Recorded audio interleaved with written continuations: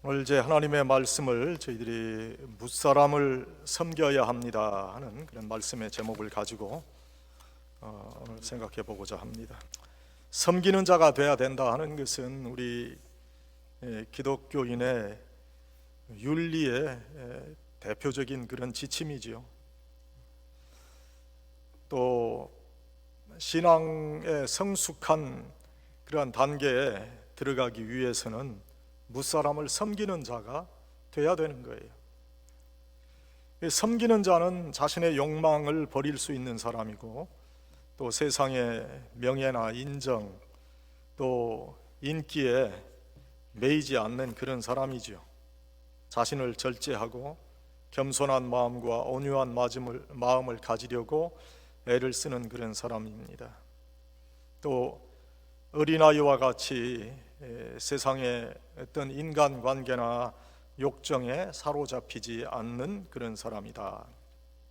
예수님께서 어린아이 하나를 데려다가 제자들에게 이르시되 이 어린아이 하나를 영접할 수 있는 자가 예수님을 영접하는 사람이라, 그렇게 말씀을 하셨습니다. 어린아이를 영접할 수 있다는 것은 어린아이와 같이 낮아질 수 있음을 의미하는 거지요. 포기하고 내 욕심을 버리고 어린아이와 같이 낮아지게 될 때 섬기는 크리스찬이 되는 거예요. 이런 무사람을 섬기는 그런 사람이 되기 위해서 첫째, 마음을 열 수 있어야 된다는 거죠. 마음을 내가 열고 이웃의 아픔과 고통을 품고 담을 수 있어야 돼요. 하나님께서 내게 여유와 시간을 주셨다면 그것은 내 이웃의 아픔과 고통을 돌아보라고 하시는 하나님의 뜻이 있음을 알아야 돼요. 우리 이웃의 사정과 아픔이 무엇인지 그들에게 뛰어가서 내 마음을 열고 그들의 이야기를 들을 수 있어야 된다 하는 거예요. 다 괜찮은 사람들 같고 겉모습은 다 좋은데 사실 여러 가지 아픔들이 다 있어요. 너무 힘든 일들을 당하고 있는 그런 분들이 참 많습니다. 우리는 이런 분들을 정말 품을 수 있는 그런 사람들이 되어야 되겠다 하는 겁니다. 예수님께서 사랑하셨던 그런 제자 중에 야고보와 요한이 있었는데, 이 야고보와 요한의 어머니가 예수님께 나와서 주님의 나라가 임하면 한 사람은 예수님 왼편에 그리고 또 한 사람은 오른편에 있게 해달라는 황당한 부탁을 예수님께 드립니다. 하나님의 나라를 세상적 의미로 해석했기 때문에 일어난 참으로 어리석은 일이죠.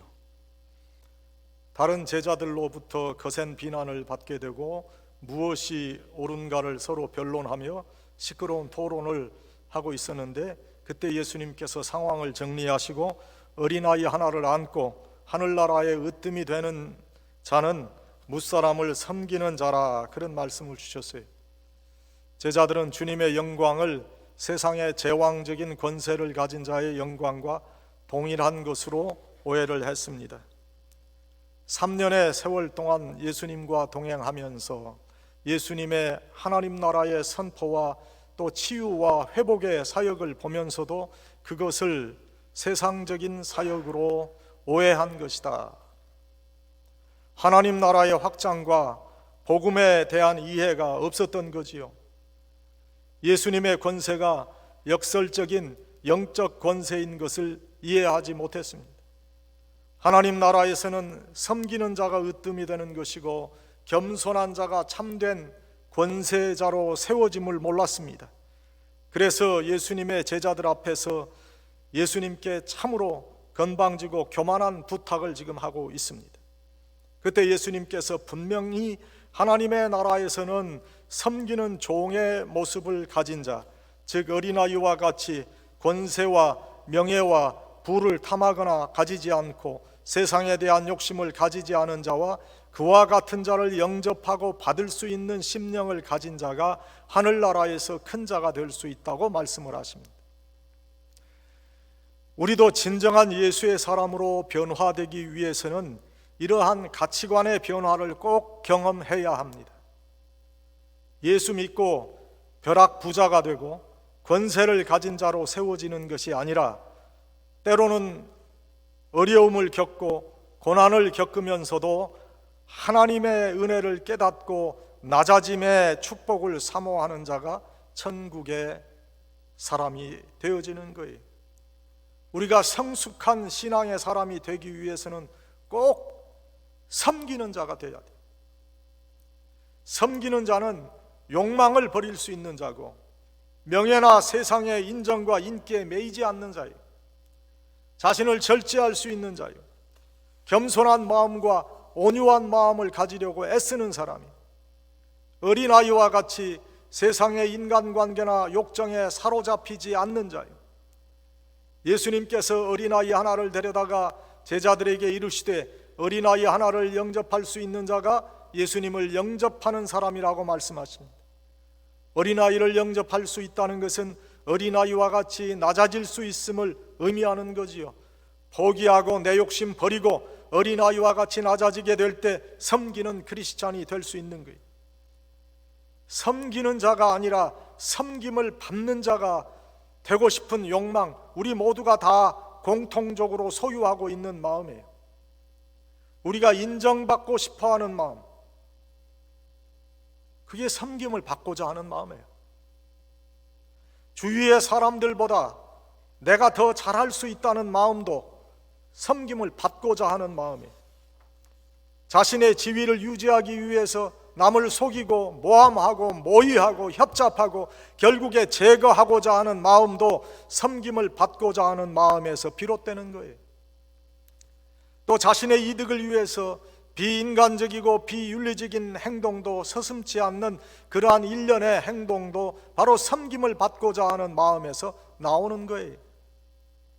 우리 모두에게 정도의 차이는 있지만 이러한 섬기는 자가 되고 싶은 그런 욕망이 없다고 말할 수 있는 거예요.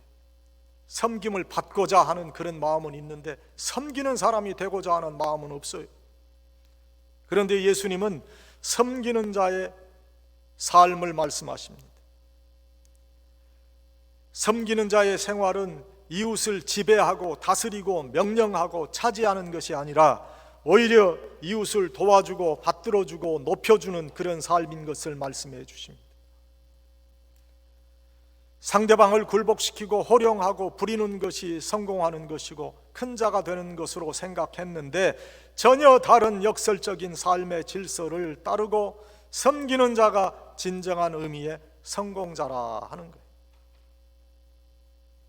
예수님께서도 이 땅에 세상 제왕과 같은 다스리고 명령하고 부리고 차지하는 자로 오신 것이 아니라 섬기는 그런 종으로 오신 거예요.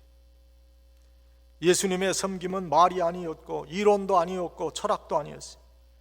예수님의 섬김은 발을 씻김이었고 눈물을 흘리심이었고 무릎을 꿇음이었어요.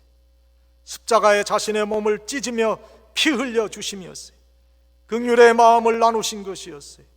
예수님께서 공생의 사역에서 보여주신 그 삶은 가난하고 병들고 지친 영혼을 소유한 인간들에게 소망을 주시고 고쳐주시고 회복해 주시는 섬김이셨어요. 그런데 주님의 섬김을 이해하지 못하는 오늘날 많은 이들이 이 섬기는 삶을 천하게 생각해요. 부끄럽게 생각하고 업신여깁니다. 못난 사람이나 섬기는 일을 한다고 생각하기도 합니다. 그러나 섬기는 자는 남에게 대접받고 존경받고 인정받지 않아도 주위로부터 주눅드는 자가 아닙니다. 하늘의 위로를 받기에 오히려 당당한 거요. 하늘의 소망을 가지고 살기에 기뻐할 수 있는 거요. 그래서 자기가 손해보고 억울한 누명 쓰고 때로는 환난과 핍박과 고통을 당한다 할지라도 남을 도와주고 섬기는데 인색하지 않습니다. 어리석은 자로 여김을 받아도 끝까지 자기를 줄 수 있는 사람으로 남을 도우며 살아간다. 그 차이 변명하지 않습니다. 하나님께서 진실을 아시기 때문입니다. 우리는 무사람을 섬기는 자가 되어야 돼요. 그것이 예수 믿는 사람이 마땅히 지켜야 할 도리이기 때문에. 여러분, 우리 이웃을 돌아보시고 여러분의 마음을 좀 열어보세요. 조금만 관심을 가지면 우리 이웃의 아픈 모습을 볼 수 있어요. 고통스러운 숨소리도 들을 수 있어요. 이웃의 눈물을 볼 수 있어요.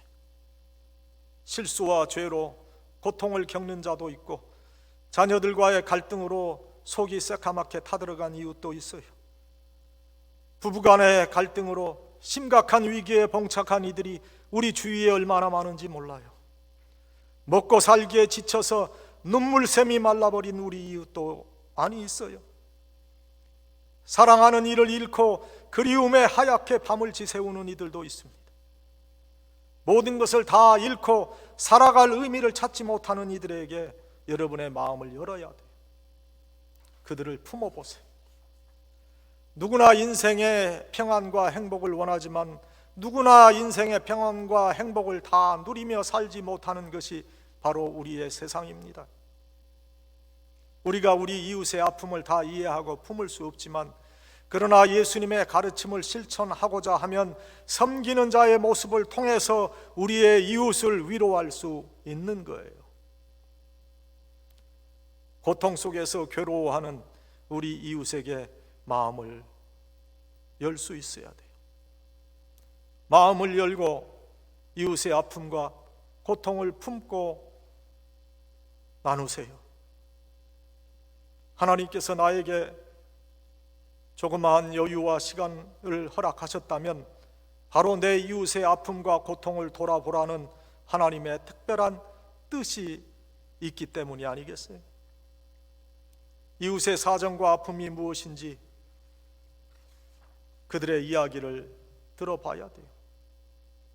내 아픔과 고통이 때로는 우리의 이웃의 아픔을 치유하고 회복할 수 있는 치료제가 될 수도 있어요. 섬김은 꼭 돈만으로 되어지는 것이 아니다. 돈의 여유가 없을 때는 위로의 말로도 가능한 것이 섬김이다. 영국의 빅토리아 여왕을 기념하여 만든 비석에 그 말이 새겨져 있다고 그래요. 여러분, 우리 모두 할 수 없다고 하지 말고 최선을 다해 봅시다. 마음과 마음이 통하고 인격과 인격이 만날 수 있도록 우리의 마음을 열어야 돼요. 겉으로 보여지고 나타나지는 그런 모습과는 전혀 다른 실상이 우리가 마음을 열고 우리의 이웃과 소통하면 보이게 되는 거예요. 두 번째, 겸손해야 돼요. 상대방을 섬기기 위해서는 낮아져야 돼요.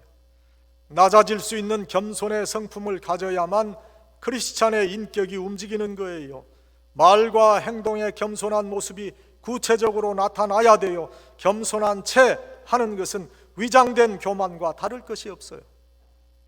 우리의 섬김은 구체적으로 우리의 삶 속에서 겸손함의 모습으로 나타나야 가능한 거예요. 사람은 누구나 자기에 대한 긍지를 어느 정도 가지고 있어요. 그런데 자기 자신에 대한 긍지와 믿음이 지나쳐서 다른 사람들의 의견을 무시하고 자기의 생각만을 고집하면 주위 사람들에게 외면당하기 쉬워요. 다른 이들의 생각을 존중하고 자기 자신의 생각만을 고집하지 않을 때 이웃과 소통할 수 있는 거예요. 자기 자신의 상황을 양보하고 남을 돌아보게 될 때 진정한 크리스찬으로서의 인격의 삶을 살 수 있는 겁니다. 무사람을 섬기는 자가 되는 겁니다. 겸손한 성품의 사람 어디 가나 인정받지요. 많은 사람의 본이 됩니다.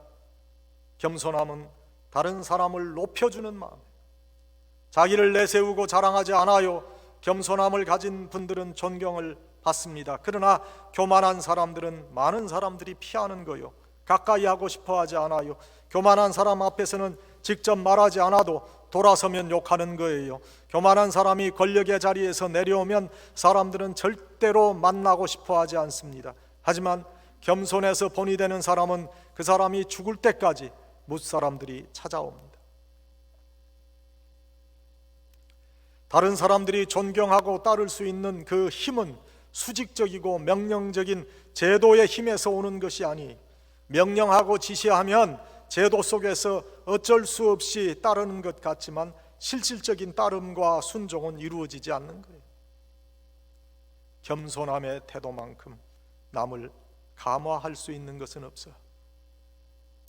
겸손함은 억지로 가지려 한다고 해서 가질 수 있는 성품은 아닙니다.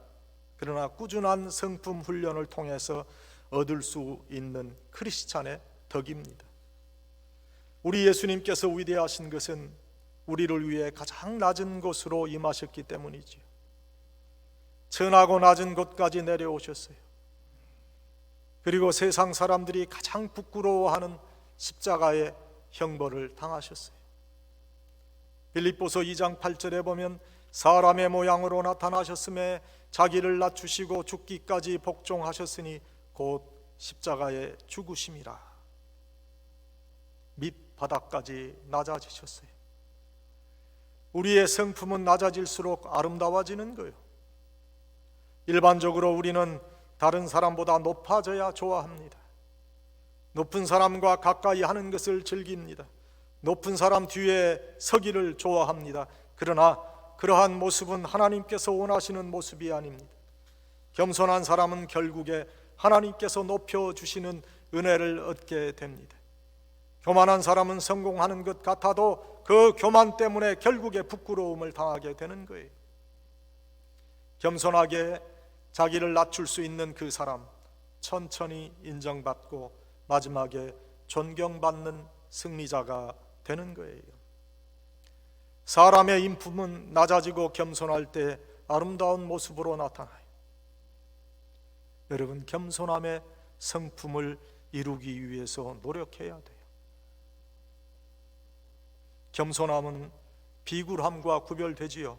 비굴함은 자기 소신 없이 눈앞의 이익을 위해 살아가는 사람들의 모습을 말하는 겁니다. 그러나 겸손함은 자신을 버릴 수 있는 당당함에 기초하는 성품입니다. 자칫 우리가 이러한 교만한 모습의 사람으로 비춰지지 않도록, 그런 모습으로 살아가지 않도록 겸손함의 성품을 가지려는 노력이 절대적으로 필요한 거예요. 여러분, 돈으로 살 수 없는 것이 사람의 성품이고 인격입니다. 아름다운 사람의 인격은 겸손함에서 우러납니다. 예수님께서도 제자들의 발을 씻겨주시면서 겸손함의 모습을 직접 가르쳐 주셨습니다. 우리 모두가 겸손한 성품의 사람으로 살아가야 돼요. 그래야 무사람을 섬기는 자가 될 수 있기 때문입니다. 마지막으로 사랑하는 열정을 가져야 무사람을 섬기는 자가 될 수 있어요. 사랑의 열정이 있어야 돼요. 마음을 열고 겸손한 마음을 가지고 온유한 말을 한다고 해도 그 심령에 뜨거운 사랑의 열정이 없거나 부족하면 섬기는 자 될 수 없습니다. 내 속에 성령의 뜨거운 역사하심을 힘입어서 섬기는 사람으로서의 열정을 다하면 하나님의 나라는 우리를 통해서 분명히 확장되어질 겁니다. 무사람을 섬기는 자는 사랑의 불길이 가슴속에 불타고 있는 거예요. 그 열정을, 남을 사랑하는 마음을 우리 심령 속에서 우리가 태울 수 있어야 돼요. 그 불을 일으킬 수 있어야 돼요.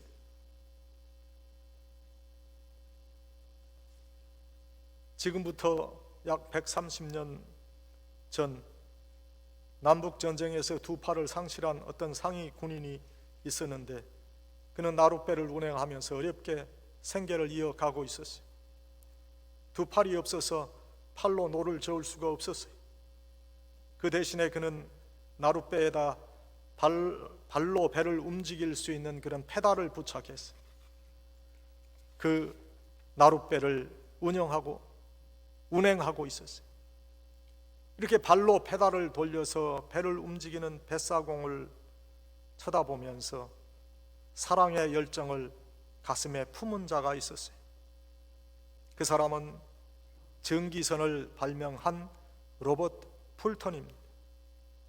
로버트 풀턴의 마음속에 저 두 팔을 잃은 사람이 저렇게 발로 배를 돌려서 생계를 유지하고 있구나 하는 긍휼의 마음이 뜨겁게 역사되었을 때 그는 미래의 전기선에 대한 통찰력을 얻게 됐어요. 바다를 항해하는 편리한 전기선은 바로 이 풀턴의 뜨거운 사랑의 열정이 만들어낸 거예요. 다른 이의 아픔과 고통을 우리의 아픔으로 느낄 수 있는 그 사랑의 뜨거운 열망이 섬김의 동력이 되는 것이다. 예수님께서도 천국은 침노하는 자가 빼앗는다 그런 말씀을 주셨어요. 이 말씀은 사랑의 열망을 가지고 교회와 이웃을 섬기며 또 주님을 섬기라 하는 그런 말씀이 아니겠어요? 신학자 에밀 브루너가 이런 말을 했어요. 불이 타면서 존재의 의미를 가지는 것처럼 교회는 교회 내에 불타는 사랑의 열망과 섬김에 의해서 그 존재의 의미를 가지게 된다. 여러분, 하나님께서 우리에게 섬기는 그 뜨거운 열망의 마음을 허락하시기를 기도해야 돼요. 그래야 주님께서 원하시는 무사람을 섬기는 자가 될 수 있기 때문에. 여러분, 우리가 정말로 그 뜨거운 마음의 열정을 가지고 있는가? 아마 이 자리에 우리 한국에서 2002년도에 월드컵 개최할 때 그 경기를 직접 보신 분도 있을지 모르겠어요.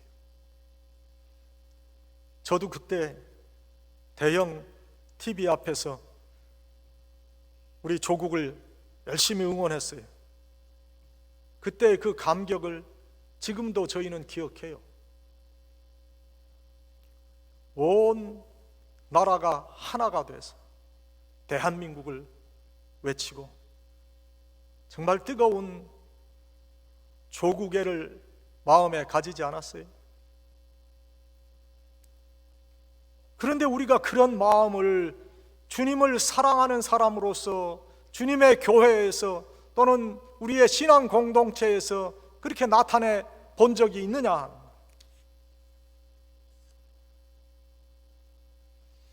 그 불타는 사랑의 마음, 그것을 오늘 우리들의 삶의 현장에서 다시 불길을 일으켜야 되는 거예요. 초대교회 시절에 율리우스라는 교부가 있었는데 하루는 꿈을 꿉니다. 그리고 베드로를 만나게 됐어요. 이 율리우스는 베드로 사도에게 자신이 주님과 이웃을 향한 사랑의 열정이 대단하다고 자랑을 하게 됩니다. 그 말을 들은 베드로 사도가 당신의 말을 들으니 사랑의 열정이 대단한 것 같은데 그 사랑과 열정의 무게를 한번 측정해 보자, 그렇게 얘기했어요. 율리우스가 자신의 가슴에서 사랑의 열정을 꺼내서 베드로에게 주었습니다. 베드로 사도가 율리우스의 사랑과 열정의 무게를 재어봤어요. 사랑의 열정은 100kg가 넘는 엄청난 무게로 측정됐어요. 율리우스가 흡족한 기분을 느끼게 됐어요. 그런데 베드로 사도가 그 율리우스의 사랑의 열정 덩어리를 뜨거운 물에 넣고 녹여서 그 구성 성분을 알아보게 됐어요. 그리고 이렇게 말합니다. 율리우스여, 자네가 사랑과 열정이라고 말하는 이 덩어리에는 야망이 35kg, 의심이 20kg, 명예심이 40kg, 정말 주님을 사랑하고 이웃을 사랑하는 열정은 5kg밖에 나가지 않네. 그 말을 들은 율리우스는 부끄러워서 고개를 들 수가 없었습니다. 꿈에서 깨고 난 후 그는 그가 사랑의 열정이라고 생각했던 그 무익한 열정의 내용을 모두 주님과 이웃을 향한 열정으로 고쳐가기 시작했어요.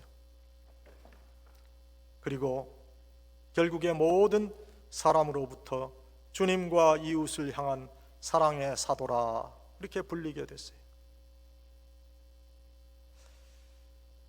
우리 주위에 어려움을 겪는 그 한 생명을 예수님께 인도하는 사랑의 열정을 가져야 섬기는 자가 될 수 있어요. 예수님의 마음을 닮아 순전한 사랑의 열정을 지니고 주님을 사랑하고 이웃을 섬기는 우리가 돼야 될 거예요. 여러분 심령 속에 사랑의 열정이 얼마나 있습니까? 정말 무사람을 섬길 수 있는 그런 마음으로 내가 살고 있는가? 아니면 아직도 나는 섬김을 받고자 하는 그런 사람으로 살고 있는가? 여러분이 생각해 보세요. 오늘 예수님은 우리에게 도전의 말씀을 주시는 거예요. 너는 무사람을 섬기는 자로 살고 있느냐? 너는 마음을 꽁꽁 닫고 이웃에게 마음을 열지 않는 그런 사람으로 지금 살고 있지 않는다.